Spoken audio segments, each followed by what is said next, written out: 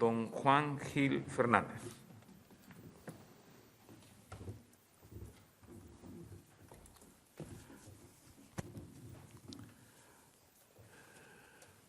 Señor rector, queridísima Josefina, señoras y señores, es hoy un motivo de satisfacción para mí estar aquí por múltiples motivos.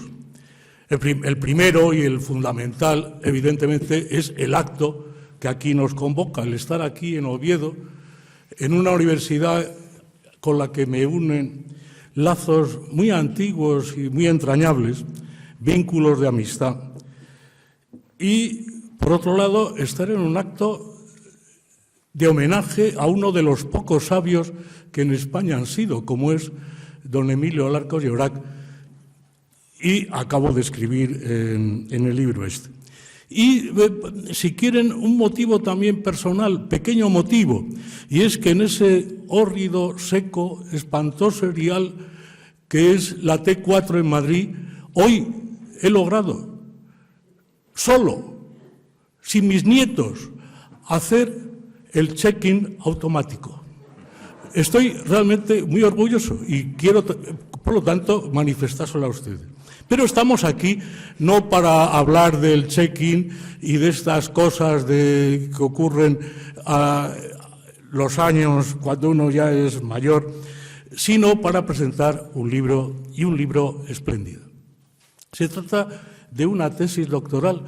Imagínense una tesis doctoral publicada en el año 1948, lo cual indica que la tesis estaba publicada, digo, en el año 1948, lo cual indica que la tesis había sido escrita,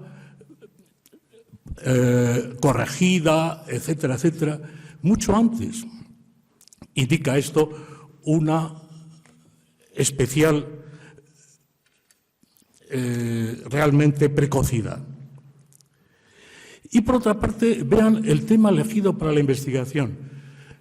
Menéndez Pidal, el sabio inmenso, y toda su escuela, se había dedicado a la épica y a la literatura tradicional. Es decir, sí, el poema de Miocid, los grandes volúmenes sobre el poema, y después la épica tradicional. Y fíjense, si Menéndez Pidal estudió las crónicas castellanas, fue para en esas crónicas castellanas encontrar restos de la antigua épica, la leyenda de los infantes de Lara, o si no se encontraban restos de la antigua métrica, por lo menos reconstruir lo que sería el romance del Infán García o la leyenda de la condesa traidora, etcétera, etcétera, etcétera. O los romances, la literatura tradicional. Pero es que no había existido en España una literatura culta. Y fíjense, aquí es donde Emilio Alarcos da ya un indicio de su originalidad, porque no va a hacer lo mismo que han hecho los demás, que es seguir la escuela de don Ramón. No, él va a escoger un tema culto, el poema de Alexandre. Un motivo que realmente de la escuela de Menéndez Pidal, salvo Sola Linde y alguno quizá que ahora no se me ocurre, pero muy pocos habían escogido. De modo que, fíjense, la originalidad en este momento en que toda la escuela de Menéndez Pidal está estudiando otra cosa, él se dedica justamente a lo contrario, a la literatura culta, al poema de Alexandre. Evidentemente, estudiar el poema de Alexandre plantea infinitos problemas y el primero de ellos es su extensión. Es un problema, es un poema enorme, mucho más grande, mucho más extenso que el poema de Miocid. Por lo tanto, si se estudia, y se estudia como lo hizo Emilio Alarcos, de una manera integral, no se puede hacer un estudio evidentemente se podía hacer en múltiples volúmenes, pero él eligió una parte que es la arenga que Alejandro hace a sus huestes cuando va a atacar Asia. Es decir, les cuenta la historia de Troya, la primera guerra entre Europa y Asia. Y fíjense que para los griegos la historia era la historia entre Europa y Asia, las guerras entre una y otra.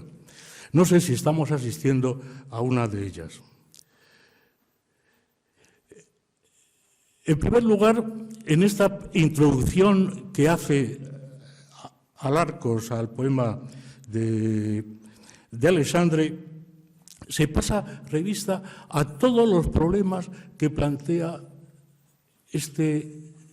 esta epopeya, escrita en la primera mitad del siglo XIII, como él insistió, y, como digo, pasó revista a toda una serie de problemas con una originalidad extrema. Menéndez Pidal, y llevar la contraria a Menéndez Pidal en el 1948, insisto, no era fácil.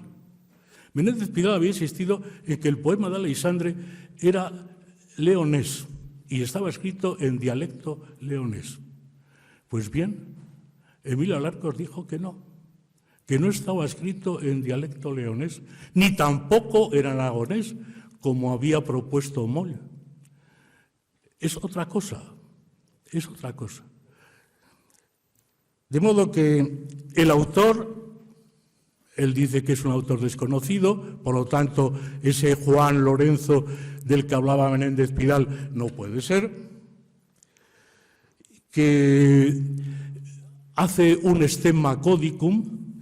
Claro, el poema de Aleixandre está transmitido por dos manuscritos y además por dos manuscritos totalmente antagónicos y de ahí, por lo tanto, que se sacaran conclusiones equivocadas en su momento.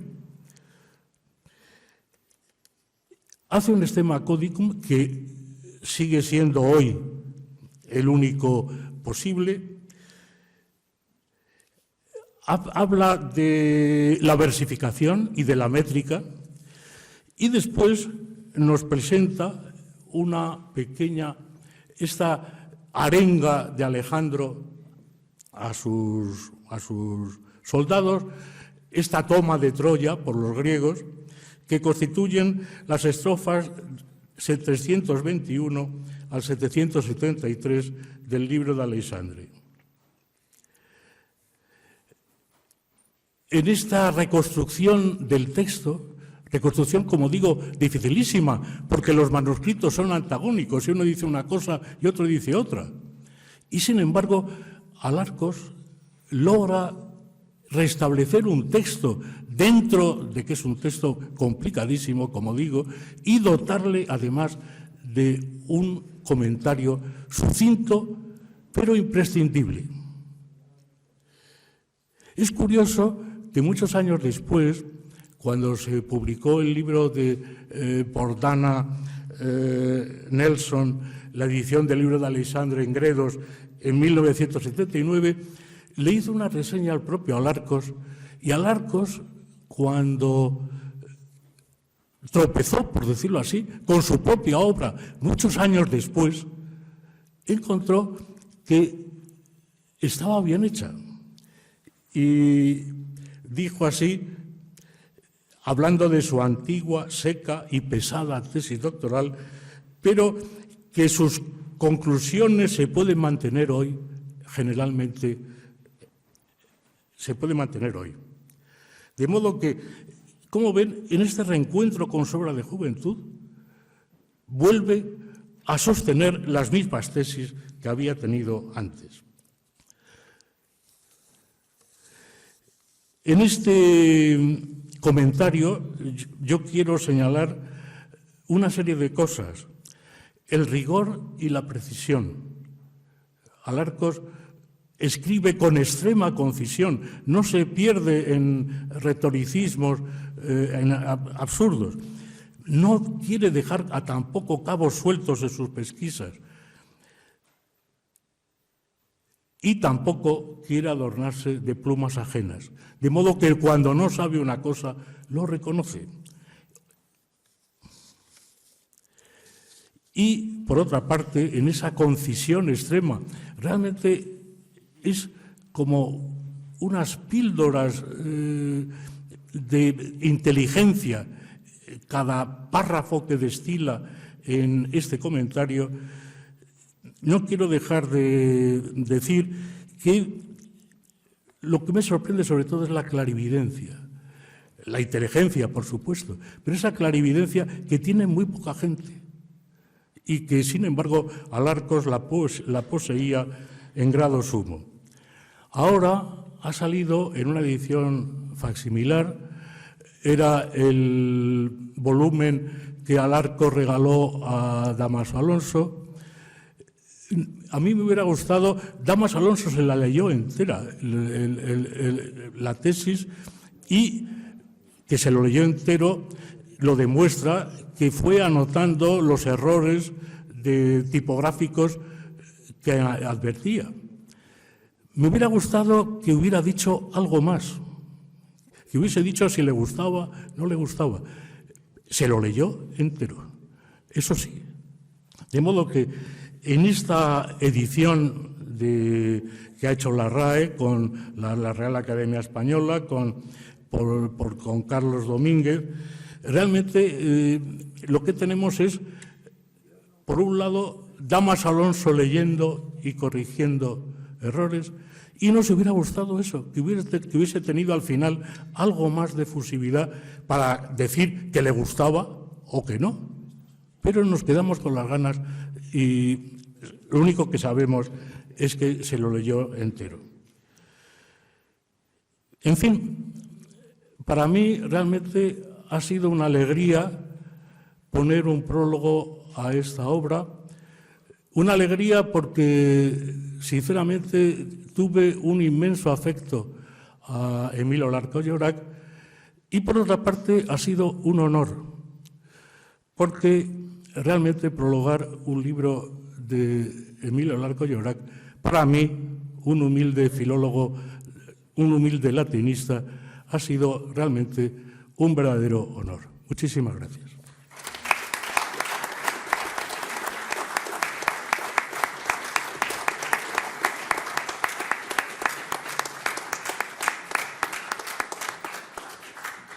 Muchísimas gracias. Tiene la palabra ahora don Salvador Gutiérrez Ordóñez.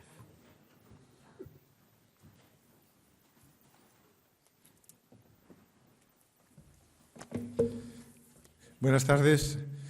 Es para mí una alegría y una satisfacción estar aquí en esta celebración, honrando al que fue mi profesor, mi maestro, mi director de tesis, mi amigo, don Emilio Alarcos Llorac. Celebrar su memoria pues, es emocionante y aún conservo la emoción de las palabras, de oír su voz en San Millán. Recuerdo que al venir, cuando la Caja de Ahorros se hizo aquella edición tan preciosa, don Emilio me dedicó haciendo pues, una paráfrasis de las frases del códice de la lengua de las glosas, hizo una glosa de las glosas y me dedicaba al dueno salvatore, etcétera, con los mejores deseos. Bien, en estos momentos la emoción pues me anuda un poco la necesidad de hablar, de decir algo sobre la fonología española y también las palabras de Alessandre, que es un verdadero especialista. Sí quería hacer alguna observación, sino alguna cosa complementaria. La fonología española se edita en el año 1950 y recoge dos artículos anteriores que había dedicado en el año 47-48 don Emilio. Y la redacción, tal como él nos cuenta, al final estuvo bastante apurado para hacer la parte diacrónica e incluso en la parte diacrónica es bastante más breve o algo más breve que la del artículo diacrónico que había publicado previamente. Pero lo importante de todo la evolución en las 4 ediciones, como Alexandre Veiga ha dicho, es cómo ha ido tejiendo, cómo ha ido construyendo, cómo ha ido ensamblando muchísimos conocimientos y muchísimos trabajos que fue reuniendo a lo largo de todo este tiempo. Eso nos da una idea, una enorme idea de cómo Alarcos en aquella década, desde el año 1950 hasta el año 1962, en lo que se refiere a la fonología, estuvo plenamente al tanto de qué es lo que estaba ocurriendo, de qué es lo que estaba ocurriendo en Europa y qué es lo que estaba ocurriendo en América. Es cierto, es decir, como ha dicho Alexandre Veiga, él estaba muy en contacto de lo que estaba ocurriendo en América, incluso estuvo una de las estancias bastante pronta en América, y allí entra en contacto con los grandes autores americanos de la fonología y de la fonética. Es decir, cuando yo tuve que preparar lo que contaba esta mañana, la asignatura de fonética general, le pedí a don Emilio pues bibliografía y me dejó pues los preliminares de Jacobson van ten Halede, ese librito tan pequeño pero tan fundamental en el que aparece ya toda la nueva clasificación de los rasgos distintivos. Me dejó también el libro del Visible Speech, en el que se trata de cómo se trabaja con el espectrógrafo. Tenía también el libro de fonología de Hockett, tenía el libro de phonemics de Pike, es decir, don Emilio estaba completamente al día. Incluso tenía dedicado el libro de Martin Jones de Readings in Linguistics. Es decir, todo lo que se estaba trabajando en aquel momento ya influyó en la edición de 1954. La 1954 tiene un cambio importante, por eso, como decía Alexandre Veiga, ya no es el título o subtítulo, no dice como, según la Escuela de Praga, porque introduce aspectos de fonética binarista jacobsoniana. Es decir, tiene pleno contacto. Por otra parte, también poco a poco va entrando en la parte no diacrónica, sino sincrónica, hechos sobre la discusión de los diptongos, de Stogel, Bogeman, Martin, etcétera, que él introduce para manifestar su opinión y defender la opinión, y yo creo que con acierto que son auténticamente diptongos en estos momentos. Teóricamente defendible. Por otra parte, pues tiene también la influencia americana en otros aspectos desde el punto de vista fonológico puramente formal y descriptivo, de clasificación en la que no voy a entrar. Sí, a medida que va pasando el tiempo, don Emilio va haciendo trabajos aquí en España, unos se ha citado esta mañana, sobre la G ante OI, sobre la metafonía del asturiano, tiene una serie sobre la IOZ, que va introduciendo en sucesivas ediciones, y aquella parte tan breve que en la primera edición de la fonología española ocupaba la fonología diacrónica se va ensanchando, pero siempre desde una perspectiva muy, muy coherente. Tiene muchísima importancia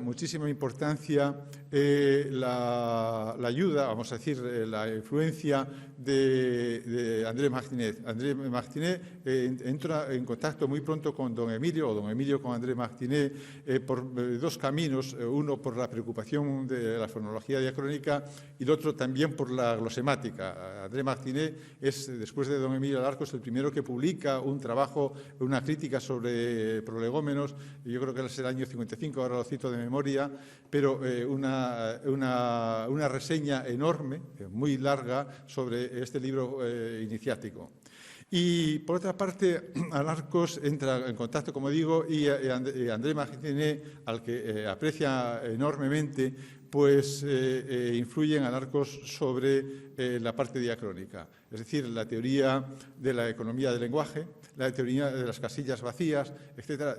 Son rasgos que Alarcos va tomando de André Martinet y que los adapta, que los incorpora de una manera perfecta. Hace que la fonología diacrónica cobre cuerpo. La relación con André Martinet es potente. Cuando André Martinet está en Estados Unidos, tiene, claro, relación con Jacobson. Jacobson estaba en la Universidad de Columbia y quería trasladarse a Harvard, donde estaba entonces Amado Alonso. Amado Alonso había salido de Argentina y tenía un contrato, tenía bastante poder dentro de la Universidad de Harvard en aquel momento. Y hay una carta que se conserva de Jacobson a Amado Alonso en la que dice que André Martinet le ha dicho que se ha publicado una fonología del español por un autor que no conoce, pero que le agradecería muchísimo que se hiciera con ella. Y Amado Alonso se la envía a Jacobson. Es decir, a través de Martinet ese vínculo se mantiene. Ese vínculo de Martinet, luego cuando Martinet vuelve de Estados Unidos a Francia, lo sigue manteniendo con don Emilio. Le encarga en un libro de la Pléiade que recoge muchísimos artículos, que es casi como un volumen en que se recopilan muchísimos temas del funcionalismo, desde la morfología, fonología, etcétera, y le encarga a 2 trabajos a don Emilio. Y son 2 trabajos singulares porque son casi únicos y distintos de casi todos los demás. Uno es sobre el lenguaje infantil, el estudio que él a mí ha hecho sobre el lenguaje de su hijo, y por otro es las representaciones gráficas del lenguaje. 2 artículos que son, creo, modélicos, pero que tienen relación o nacen de esa consideración que André Martinet tenía sobre este gran lingüista español. No tenía muchos conocimientos, por lo que yo tuve bastante relación con Martinet posteriormente, no tenía muchos anclajes Martinet en España, y uno, el único, o no era el único, era Alarcos, y el otro Ruy Pérez, el de griego de Salamanca, que luego fue catedrático en Madrid. Pero el aprecio por don Emilio fue muy grande, y luego pues don Emilio participó en la Sociedad Española, en la Sociedad Internacional de Lingüística Funcional. Yo creo que el primer congreso al que asistieron fue el de Clermont-Ferrand, luego el año siguiente fue aquí en Oviedo. Es decir, fue es decir, no es que Alarcos tuviera un conocimiento, un reconocimiento en España, sino que fue una labor y una conexión internacional y de un saber de apreciar dónde estaba la calidad y dónde estaban los autores que valían, y de un saber incorporar sus trabajos personales sobre la evolución de la lengua, sobre la dialectología, etcétera, y sus trabajos en conexión, en aplicación de estas teorías que a veces parecen extrañas, el estructuralismo americano y el estructuralismo europeo, pero que dieron lo que para mí es la parte más importante, la parte más trabajosa, la parte más coherente, la parte más que constituye casi un edificio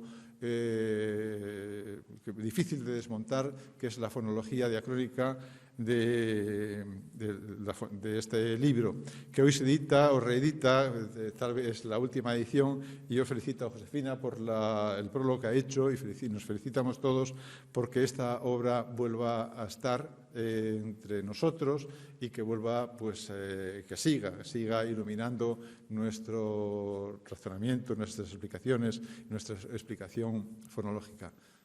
Muchísimas gracias.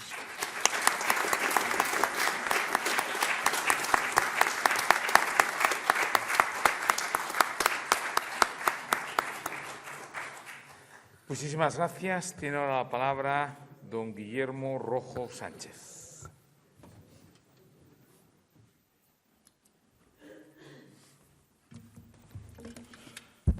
Señor rector, querida Josefina, queridos colegas, señoras, señores, lo decimos todos y suena a comienzo obligado, pero comprenderán ustedes que tengo que empezar por agradecer a los organizadores de estas jornadas y muy en especial a mi amiga Josefina Martínez el haberme brindado la oportunidad de estar aquí con todos ustedes y poder participar en el homenaje a don Emilio Alarcos, a cuya memoria estamos dedicando todas estas sesiones.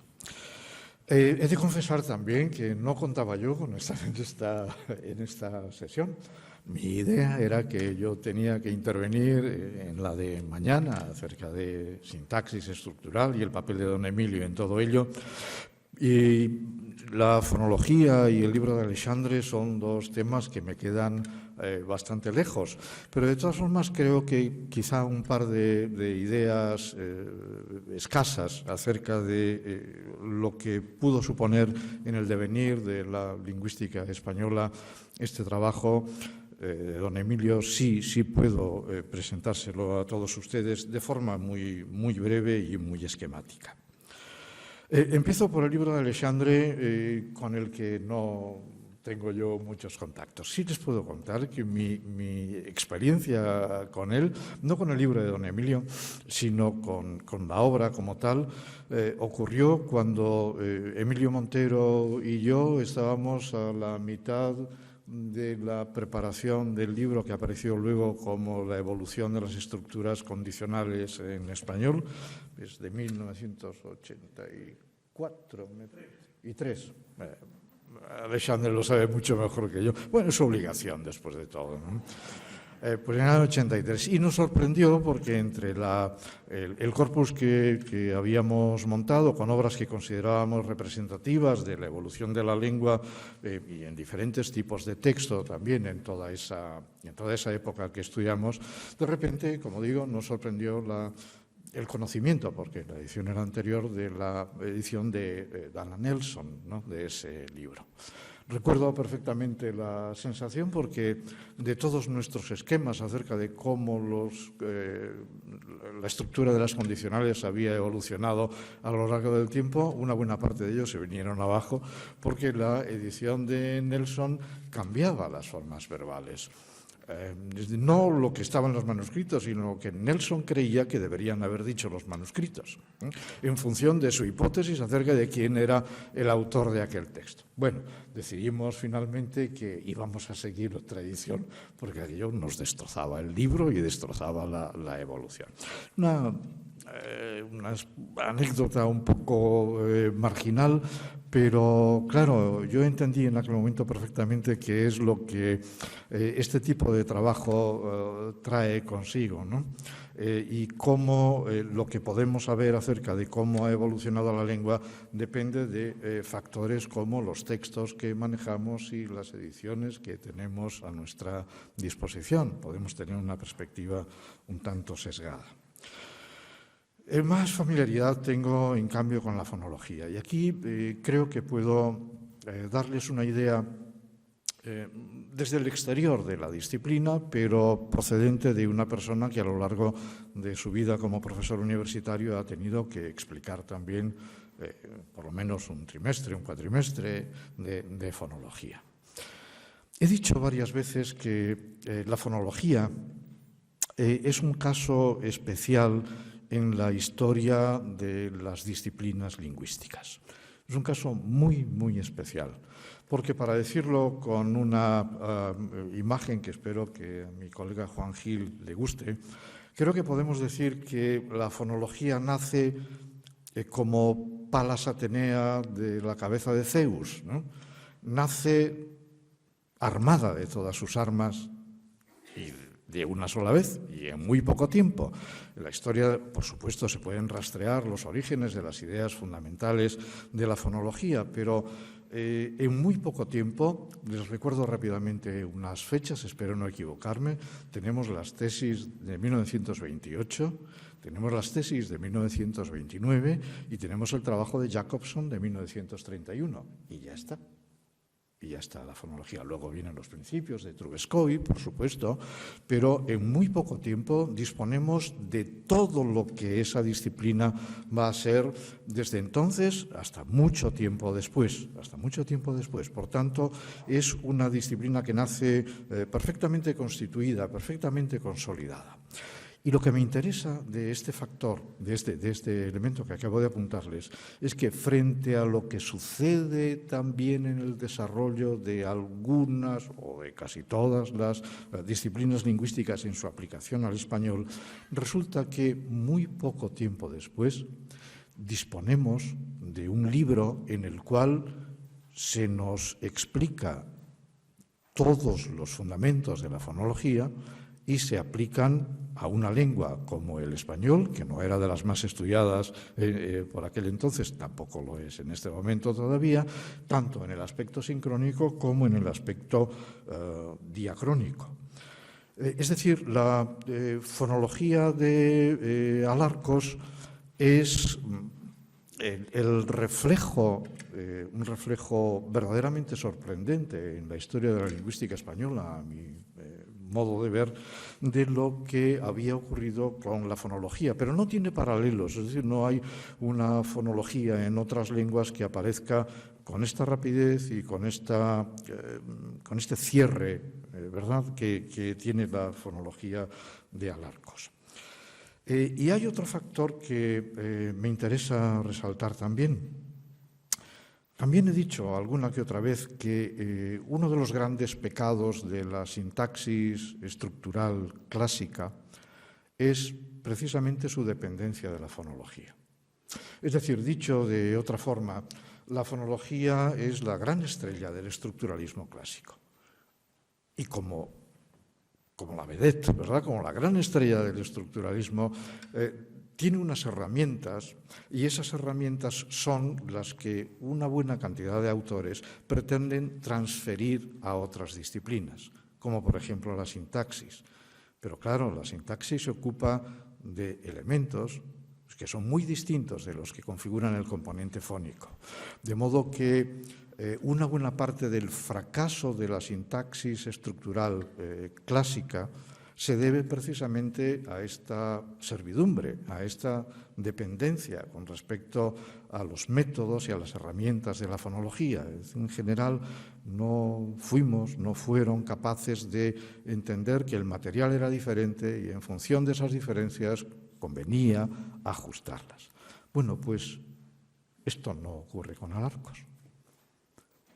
Esto no ocurre con Alarcos. Es decir, lo que él hace en la fonología no se transfiere a lo que hace en la sintaxis. La sintaxis, espero hablar de esto mañana con más detención, la sintaxis de Alarcos no vive de las herramientas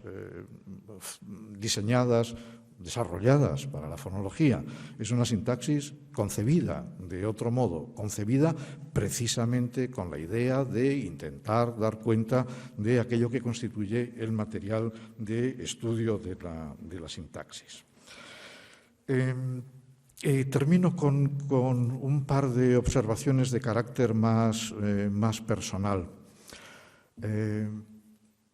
Aludiré mañana también a que en el curso del proceso de retirada de mis materiales de lo que ha sido mi despacho en la facultad, y lo será hasta dentro de unos meses, encontré hace 3 semanas unas carpetas en las que yo fui acumulando los materiales utilizados para mis primeros cursos en la Facultad de Filología de Santiago, que era todavía de Filosofía y Letras. Uno de ellos tiene los materiales del curso 1971-1972, que es el primero en el que yo tuve una asignatura a mi cargo, y había un trimestre de fonología. Como pueden ustedes suponer, con mucha facilidad, pues lo que yo contaba allí estaba totalmente condicionado por lo que había aprendido en Alarcos, que para mí era totalmente nuevo, porque mi formación en el componente fónico se reducía a una visión del manual de Tomás Navarro Tomás, y nada más, no había trabajado nada. Y ahí me encontré además con 2 factores que sé que son factores periféricos, ¿verdad? Nos distancian un poco del núcleo, pero creo que no viene mal tenerlos en cuenta también para considerar la novedad y la importancia que la fonología de don Emilio tuvo en el desarrollo de la lingüística española y no solo en la fonología. Me encontré con una reproducción del cuadro de los formantes vocálicos que están en la fonología. Los consonantes vocálicos, es decir, estamos, bueno, Salvador Gutiérrez hablaba hace un momento y Alejandro Veiga también, estamos hablando de fonética acústica, también están ahí. Tengo una nota con alguna observación de un libro de Latre que estaba en nuestra biblioteca, porque yo Jacobson lo conocí después. O sea, mi acceso a esto fue también a través de la fonología española de don Emilio. Y por tanto, ahí hay fonología, pero hay también todos los fundamentos del estudio del componente fónico en todos sus aspectos, sin duda. Y otro factor todavía más alejado, pero que también está ahí y que en algún momento posterior vino sobre mí, es que en un cierto momento a mí se me ocurrió que se podría intentar hacer una frecuencia de los fonemas del español, todos los fonemas vocálicos y consonánticos, de forma automática. Entonces dediqué algún tiempo a diseñar una aplicación informática que hacía transcripciones fonológicas a partir de la ortografía. Me salía bastante bien, no sé yo cómo conseguía aquello, pero les aseguro que funcionaba bien. Bueno, pues ¿qué pasa? Que cuando estuve revisando la bibliografía me encontré con que también en la fonología de Alarcos había una estadística hecha sobre un corpus muy reducido, pero una estadística que estaba, con lo que yo pude ver después de analizar, pues no recuerdo, pero eran algo así como 3 millones de realizaciones de fonemas, automático, todo lo hacía la máquina, salvo el diseño inicial del programa, pues coincidía con lo que yo podía obtener después de hacer toda esa enorme cantidad de trabajo con todo el corpus que estaba en la base de datos sintácticos del español actual, que es lo que estábamos construyendo en aquel momento. De modo que, como espero haber podido mostrar de forma muy rápida, la fonología de Alarcos, que para mí era un terreno en el que apenas había transitado hasta entonces y por el que tampoco volví a caminar en los años siguientes, también en este punto el trabajo de don Emilio supuso pues no sé si llamarlo una revolución, porque en realidad quizá no lo fue, pero lo que sí puedo decirles es que a quienes estábamos haciendo o empezando a hacer lingüística en aquel momento, ese mundo se nos abrió de una sola vez y se nos abrió de una forma espléndida, brillante y completa. Y dispusimos desde entonces de una auténtica fonología del español. Muchas gracias.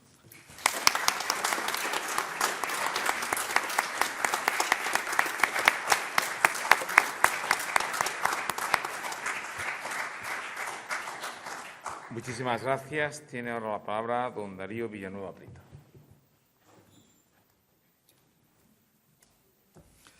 Rector magnífico, señora directora de la Cátedra Emilio Alarcos Llorac, amigos y compañeros, señoras y señores. No podía faltar en la conmemoración de un centenario como el que hoy estamos celebrando la publicación de obras significativas como son las dos de Emilio Alarcos Llorac que hoy presentamos. Dos obras que fueron publicadas antes del año 51, en el 48 y en el 50, y que, además de indicar la precocidad del autor, encierran el significado de ese rubro general al que se ha acogido la conmemoración de este centenario, el signo poliédrico de Emilio Alarcos Llorac, porque una de ellas es una pieza maestra de la filología que presta, por cierto, también atención a materia literaria, a la materia de Grecia. Y la segunda es un libro de teoría lingüística absolutamente innovadora, la primera fonología que se aplica a una de las lenguas europeas después de los fundamentos teóricos que aquí se han comentado. Cuando la directora de la cátedra, doña Josefina Martínez, me convocó para que arrimara al hombro a la conmemoración, al desarrollo de esta conmemoración del centenario, supongo que tenía en cuenta dos circunstancias personales mías que ya conocía muy bien. Y es que, siendo rector de mi universidad en el año 95-96, tuve que organizar el 5º centenario de mi alma mater.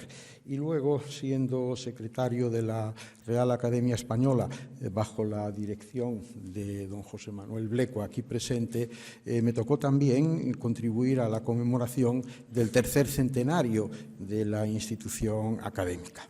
Probablemente Josefina pensó que yo tenía alguna experiencia en esto de organizar centenarios y, en fin, yo no la desmentiré.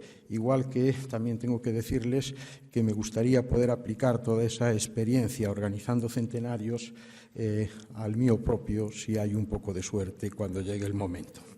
En todo caso, el mucho o poco saber que pude adquirir en la práctica de estas dos celebraciones centenarias, pues he procurado ponerla al servicio del centenario de Emilio Ayala Arcos Llorach, hacia el que sentí una admiración personal, humana e intelectual verdaderamente ilimitada. Cuando trabajamos en la conmemoración del centenario académico, tuvimos la ocasión de profundizar en la historia de la institución fundada en 1713 por el marqués de Villena. Y entre los documentos que revolvimos, las actas que consultamos, incluso también para organizar una magna exposición de lo que fue la historia de la academia, había un capítulo muy interesante referido a la elección del lema que iba a significar la referencia, el rubro general de la actividad académica. Ya saben ustedes cuál fue el que triunfó, pero la lucha fue muy enconada porque hubo otro lema que algunos académicos, bastantes académicos, hubo algún momento que quisieron apoyar, que era ni más ni menos que aprueba y reprueba.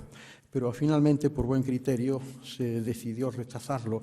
Yo creo que porque probablemente los académicos pensaron que todavía faltaba algo más de un siglo para que el duque de Ahumada creara la Guardia Civil y la prueba y reprueba sin un brazo armado que pudiera ejecutar la aprobación o la reprobación iba a ser muy difícil cumplir con ese lema. Finalmente triunfó limpia, fija y da esplendor, que es objeto a veces de consideraciones irónicas y humorísticas por considerar que es un precedente de algunos eslogans publicitarios de los detergentes. Pero creo que todo lo contrario, limpia, fija y da esplendor tiene mucho contenido, porque a veces he pensado que define tres funciones principales que los académicos han venido desempeñando e incluso desempeñan. Efectivamente, hay académicos que se dedican a fijar el idioma. Los hay que le dan esplendor a la academia. Y luego hay también un grupo más reducido y menos importante, en el que yo me incluyo, que nos dedicamos a la limpieza. Somos los señores de la limpieza de la academia. Pues bien, Emilio Ayala Arcos Llorach fue un adalid en la función de la fijación del idioma, con todas sus aportaciones científicas y lingüísticas, pero también le dio un enorme esplendor a la academia. Don Emilio emitía tanto esplendor de suyo que no solo iluminó a la corporación, sino que también, creo, le dio, rector, gran esplendor a la universidad que tan dignamente presides. Universidad y academia son dos vectores fundamentales para entender la figura de Emilio Ayala Arcos Llorach y las dos instituciones estamos presentes hoy aquí en este acto que tiene su acogida en el Paraninfo ovetense.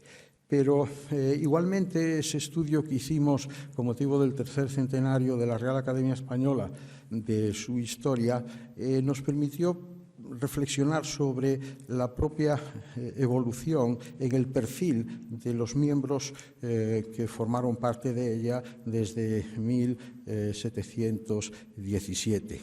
En el siglo XVIII, aparte de una presencia significativa de aristócratas que no aspiraban a ser comisionistas, sino fundamentalmente ilustrados, es decir, personas guiadas por las luces de la razón y dispuestas a contribuir al bienestar cultural del país en aquello que les parecía en aquel momento más urgente, que no era otra cosa que la lengua española. No eran filólogos de formación. En aquel momento la Universidad Española tenía unas carencias verdaderamente terribles, no solo en las ciencias puras. La Marina se encargaba de la astronomía, de la geometría, de la aritmética y no la universidad, pero tampoco en el terreno de los estudios humanísticos y especialmente filológicos la Universidad del 18 hacía nada significativo. Por lo tanto, la Academia vino a sustituir esa función con el trabajo ímprobo de los fundadores, que fueron capaces en un periodo de 3 lustros de producir el primer diccionario, el diccionario de autoridades, que llevaba en su germen, por supuesto, también una ortografía de la lengua española. En el siglo XIX pervive la presencia de aristócratas, pero creo que lo más significativo quizás sea la irrupción como miembros de la corporación de los grandes creadores, de los grandes escritores. Es el momento en que desde un poeta declarado poeta nacional como Zorrilla a grandes autores teatrales como el Duque de Rivas, pertenecen a la Real Academia Española, incluso la llegan a dirigir, y también, por supuesto, novelistas como fueron Juan Valera o Benito Pérez de Galdós, con el gran fiasco que fue uno de los grandes fracasos de la Real Academia Española, de no haber incorporado en su día tanto en primer lugar a Gertrudis Gómez de Avellaneda como después a doña Emilia Pardo Bazán.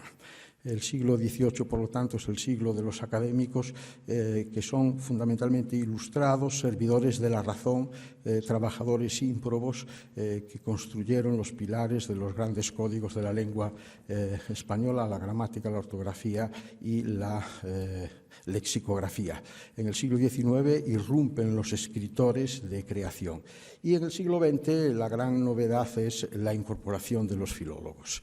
Los filólogos agrupados en torno a una figura epónima que es don Ramón Menéndez Pidal, que aporta esa visión científica a la altura de lo que había sido el gran desarrollo de estas disciplinas desde el siglo XIX y que tiene además una fecunda estirpe de discípulos directos que se incorporan a la institución. Y es aquí donde Emilio Alarcos Llorach tiene su sitio, pero un sitio singular y perfectamente definido, porque aquí ya se ha dicho hace un momento, frente a la filología consistente y potentísima de Menéndez Pidal y de su escuela, lo que Emilio Alarcos Llorach aporta es precisamente la ola de todas las novedades de la teoría lingüística, con un sentido de oportunidad y de proyección de futuro verdaderamente precursor de lo que sería el desarrollo de los trabajos académicos hasta hoy.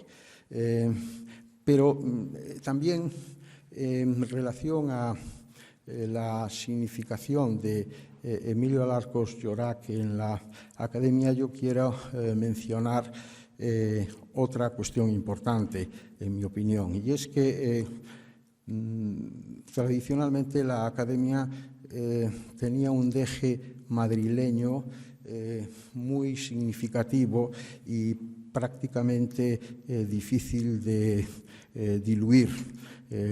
Los académicos eran personas residentes en Madrid, eran personas vinculadas a la villa y a la corte en el sentido más amplio de lo que esto significa, ¿no?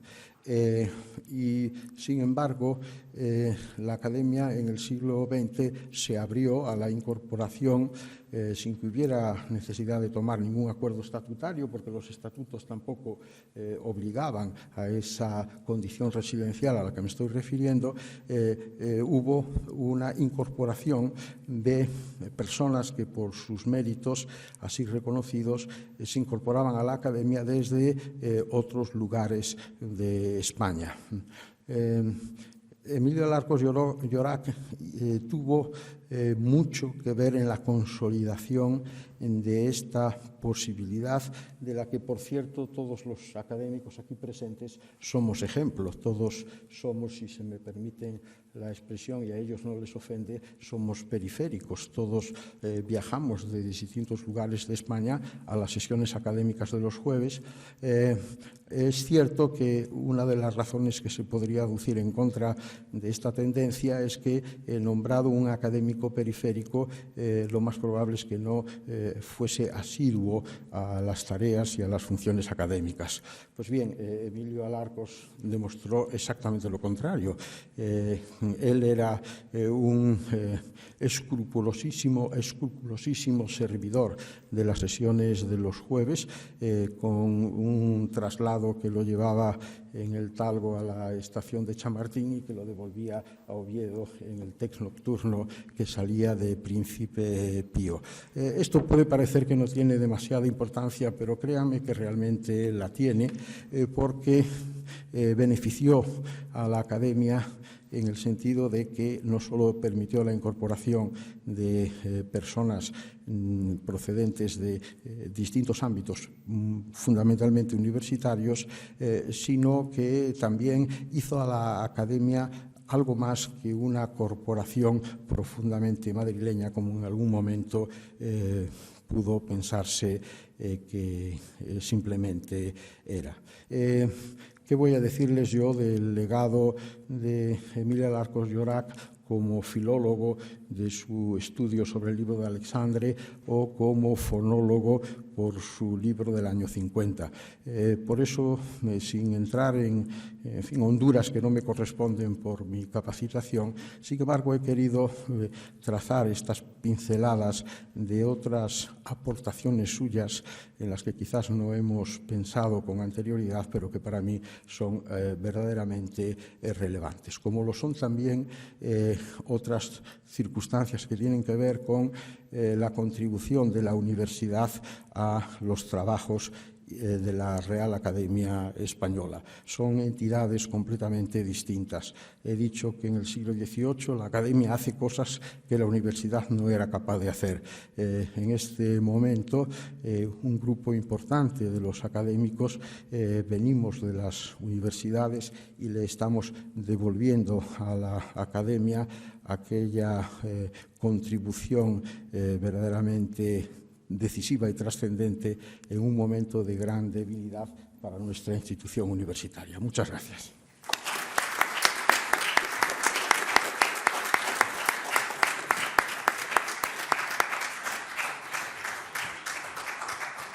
Y por último, muchas gracias. Por último y no menos importante, tiene la palabra don José Manuel Bleco Aperdices, por favor.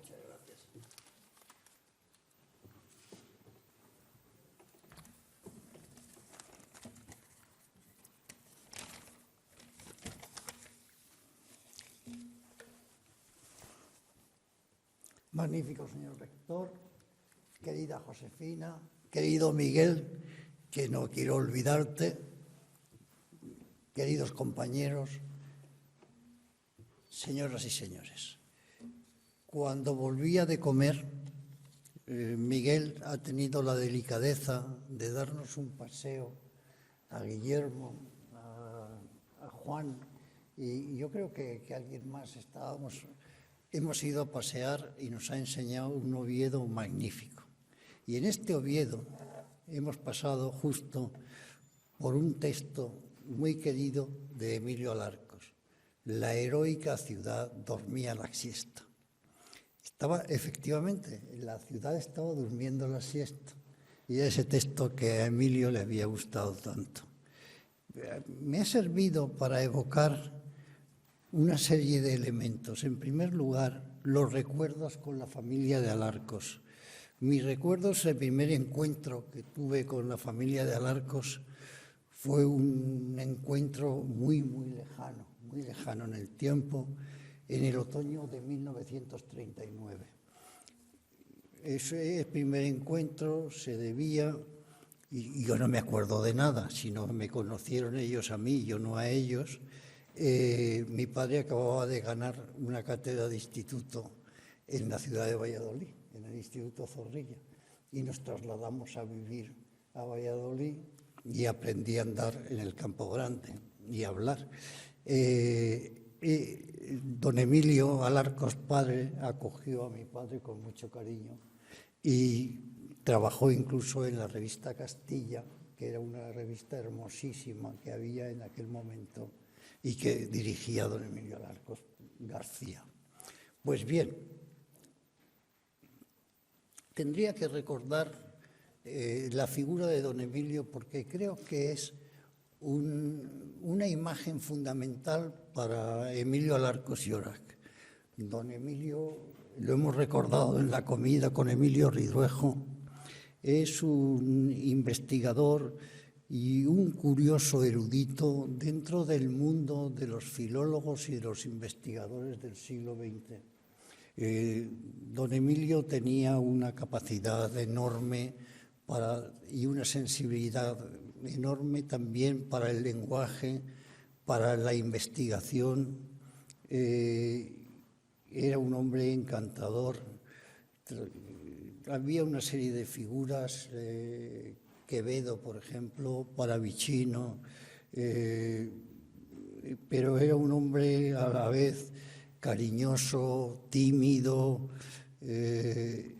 Recuerdo muy bien cuando Miguel Álvarez Builla le decía con esa voz tronante que tenía Miguel, don Emilio, José Manuel y Emilio no llevan camiseta en el verano de Jaca. Y don Emilio respondía, son unos locos. Emilio Alarcos Llorach para mí fue siempre una admiración, fue mi admiración. Era un profesor ejemplar. Tendría que citar, ha hablado él antes, las tesis de Salvador y también la tesis de Bonifacio, la tesis del ciclismo, que tanta pasión tenía Emilio por el ciclismo, como ha contado su hermano. Esas dos tesis marcan un comienzo muy curioso, porque por una parte la investigación pura y dura de Salvador, que era magnífica, y a la vez estaba la curiosidad de lo cotidiano que tenía la tesis de Bonifacio.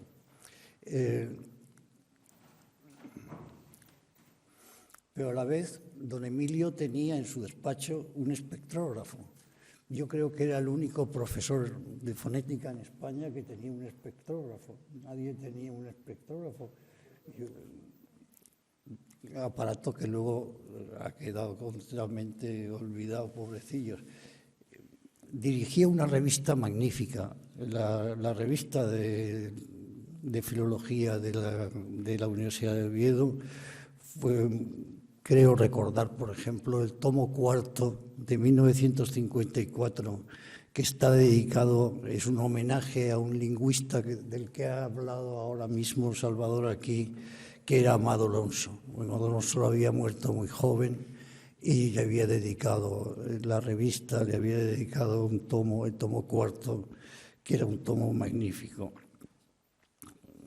Cuando yo acabé la carrera, mi hermano Alberto y Paco Rico se reían de mí porque yo no había estudiado fonología.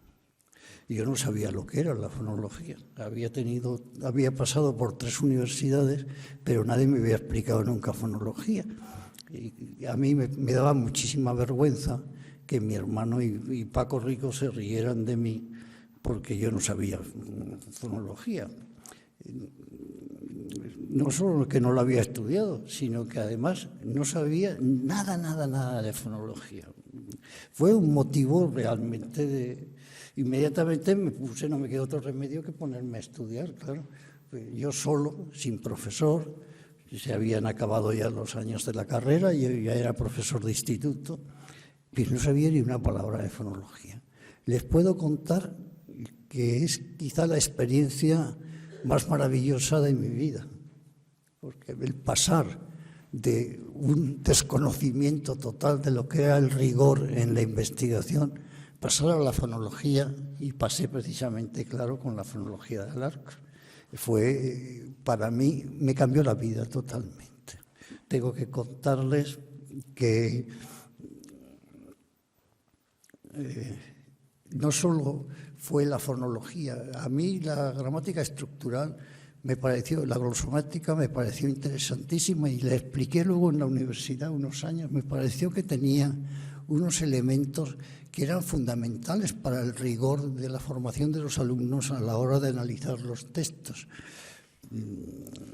Todo esto es extraordinariamente complejo, sobre todo porque se agolpan los recuerdos. Estoy hablando, pues claro, ya se pueden ustedes imaginar, pues mucho más de 60 años. Y entonces pues, se me cruzan los años, los libros, los autores. Recuerdo perfectamente, hablando de libros, que lo primero que hice fue, después de pasar de la fonología de don Emilio, pasé inmediatamente a Martinet. Todavía, el otro día leía yo el artículo del homenaje a Martinet de don Ramón Menéndez Pidal, Sevilla frente a Madrid, que es un artículo maravilloso, de historia de la lengua vista desde un punto de vista estructural por la ayuda de Diego Catalán. Inmediatamente compré el libro de Trubetskoy, el tomazo de Berta Siersema, que entonces era lo fundamental en glosemática, y Juan Alsina me regaló el tomo octavo de los trabajos del Círculo de Praga. El tomo octavo de los trabajos del Círculo de Praga, que es del año 39, es fundamental, porque está allí el artículo de don Tomás Navarro Tomás sobre el vocalismo andaluz. Es la primera vez que don Tomás se acerca a los fenómenos lingüísticos desde un punto de vista puramente estructural. Es un artículo excelente. El tomo es muy bonito y yo lo sigo conservando, claro, como ustedes se pueden imaginar.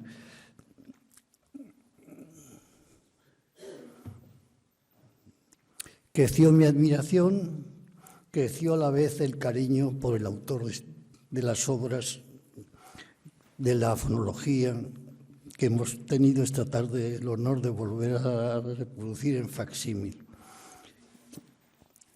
Ese era el admirable y sabio Alarcos Llorac, pero debajo de él latía un hombre cargado de humanidad, con el que íbamos a escuchar las clases de Bernard Potier. Yo recuerdo haber ido con Emilio Alarcos a comprarnos unos cuadernos que nos comprábamos todos los veranos para ir a clase, y nos sentábamos en el pupitre juntos a tomar notas en las clases magníficas de Potier, que uno de los profesores más excelentes que yo he visto explicando español. Era ingeniosísimo, además.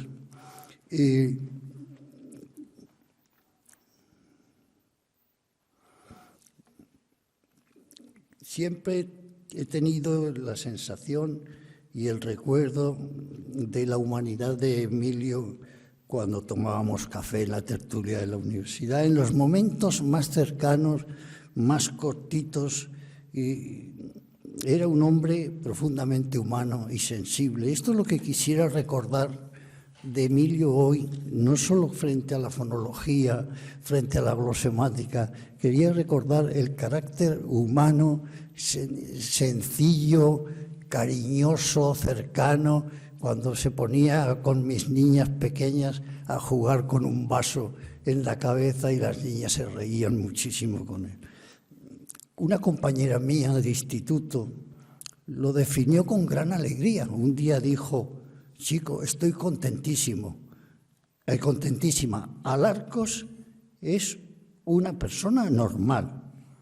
Fuma caldo y lleva un 1500.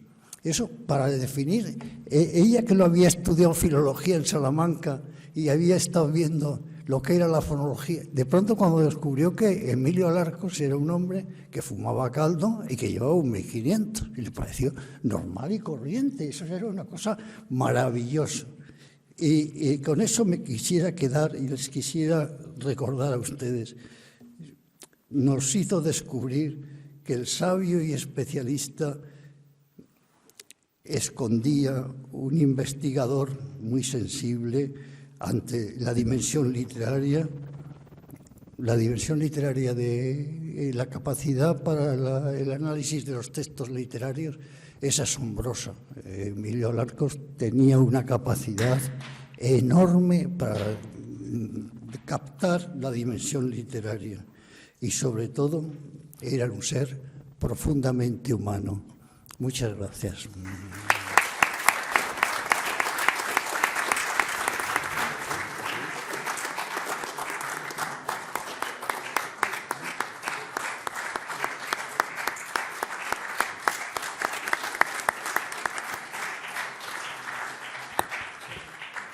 Muchísimas gracias, Josefina.